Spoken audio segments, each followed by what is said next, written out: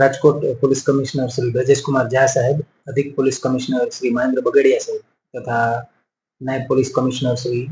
Doctor Parthrajsinh Gohil સાહેબની કડક સૂચના હતી કે રાજકોટના શહેરવાસીઓ સાથે સાયબર ફ્રોડ થતા હોય તો એ બાબતે ગુનાઓ દાખલ કરી અને આરોપીઓની ધરપકડ કરી તેમના વિરુદ્ધ કાયદેસરની કાર્યવાહી કરવી. આ અંતર્ગત જ્યારે રાજકોટ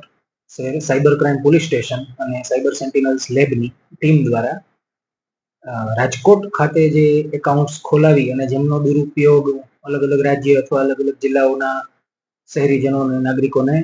છેતરી અને સાયબર ફ્રોડ કરવામાં આવતો હતો, તો એ પ્રકારના એકાઉન્ટ ધારકો કે જે રાજકોટ ખાતે સ્થિત હોય તેમની માહિતી સાયબર ક્રાઇમ પોલીસ સ્ટેશનની ટીમ દ્વારા સમન્વય પોર્ટલ તથા સમન્વય પોર્ટલ પર શોધી અને તે પોર્ટલ પરથી જે મ્યુલ એકાઉન્ટ્સની માહિતી મળેલી હતી તે માહિતીને એનસીસીઆરપી પોર્ટલ પર ચકાસતા તેમના પર વિવિધ પ્રકારની અરજીઓ થયેલી હતી, જેથી આ મ્યુલ એકાઉન્ટ ધારકોની કેવાયસી ડિટેલ્સ મંગાવી અને તેમને જ્યારે તેમની પૂછપરછ કરવામાં આવી તો ખ્યાલ આવ્યો કે તેમણે આ પ્રકારે એકાઉન્ટ ખોલ્યા હતા અને એના બદલામાં તેમને આ પ્રકારનું કમિશન આપવામાં આવતું હતું, જેથી આપણને ખ્યાલ આવ્યો કે આ ગુનાહિત પ્રવૃત્તિ છે, જેથી તેમના વિરુદ્ધ ગુના દાખલ કર્યા, જેમાં સાયબર ક્રાઇમ પોલીસ સ્ટેશન દ્વારા ગત રોજ 2 ગુના દાખલ કરવામાં આવ્યા છે, જેમાં ગુનો નંબર 40/2025માં મ્યુલ એકાઉન્ટ ધારક એક કેતન બોપલિયા નામના આરોપી છે અને તેમની સાથે બીજા એક આરોપી કે જેમણે એકાઉન્ટ ખોલવામાં મદદ કરી હતી અને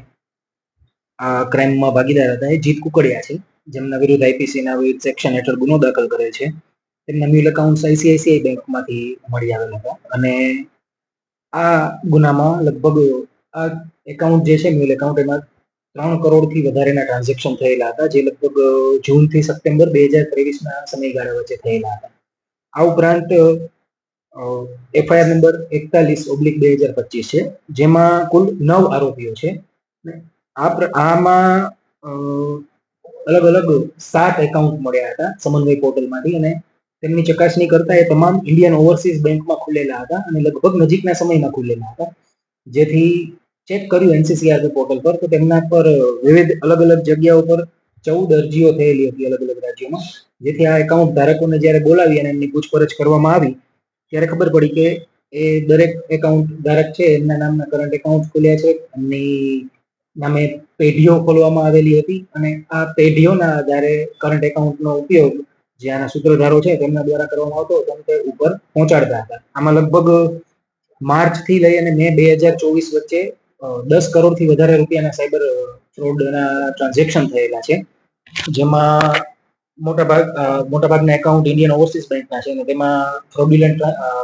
ખોટા દસ્તાવેજ ઉભા કરવા, છેતરપિંડી, ઠગાઈના ગુના દાખલ કરવામાં આવેલા છે અને આમાં 9માંથી 5 આરોપીઓની ધરપકડ કરવામાં આવે છે, જેમનું નામ મયુર કુંડલા,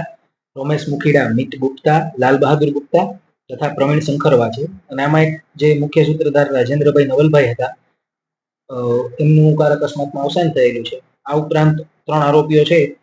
એમના વિરુદ્ધ કાર્યવાહી કરવામાં આવી રહી છે. એ અલગ અલગ વ્યક્તિઓ છે, અમુક લોકો મજૂરી કામ કરતા હોય છે, એક વ્યક્તિ એવા છે, બાકી મિત ગુપ્તા અને લાલ બહાદુર ગુપ્તા છે એ પિતા પુત્ર છે અને તે લોકો આના બદલામાં લગભગ એમના કબૂલાત પ્રમાણે 10,000 રૂપિયા લેતા હતા કમિશન પેટે એકાઉન્ટ ખોલીને.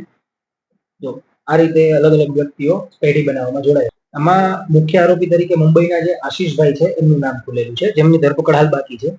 એમના સંપર્કમાં રાજેન્દ્રભાઈ નવલભાઈ હતા અને રાજેન્દ્રભાઈ નવલભાઈ જોડે પ્રવીણભાઈ શંકરવા કામ કરતા હતા. તો રાજેન્દ્રભાઈ અને પ્રવીણભાઈ છે એ અન્ય માણસોનો કોન્ટેક્ટ કરી તેમને કમિશન આપવાની લાલચ કરી તેમના એકાઉન્ટ ખોલાવડાવી અને આ રીતે સાયબર ફ્રોડમાં ઉપયોગ કરતા હતા અને એમને સામે જે એકાઉન્ટ ધારકો છે તેમને કમિશન આપવામાં આવતું હતું.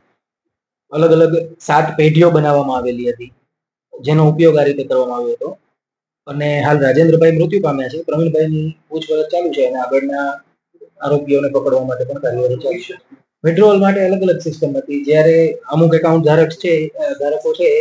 ચેક પર સાઇન કરી આપતા તો તે ચેકના માધ્યમથી વિડ્રોલ થતું અથવા ઓનલાઈન ટ્રાન્ઝેક્શન કરવામાં આવતું હતું અને બીજા એકાઉન્ટ્સમાં ટ્રાન્સફર થઈ અને અન્ય જગ્યાઓ પરથી એને વિડ્રો કરવામાં આવતા હતા. આ ઉપરાંત જે અંદાજે અલગ અલગ 14 રાજ્યોમાંથી નોંધાયેલી છે એનસીઆરપી પોર્ટલ પર. જીત કુકડિયાએ પોતે કેતન બોપલિયાને એકાઉન્ટ બનાવી અને એને કીધું હતું કે તું આ રીતે એકાઉન્ટ બનાવ તને કમિશન આપવામાં આવશે અને એ રીતે એનો રોલ છે. ઉપરાંત એને પોતાનું એકાઉન્ટ પણ બનાવીને આપેલું છે અને એના બદલામાં પણ કમિશન લેતા હતા. હવે એમના ઉપર કોણ હતા એ તપાસ હાલ ચાલી રહી છે.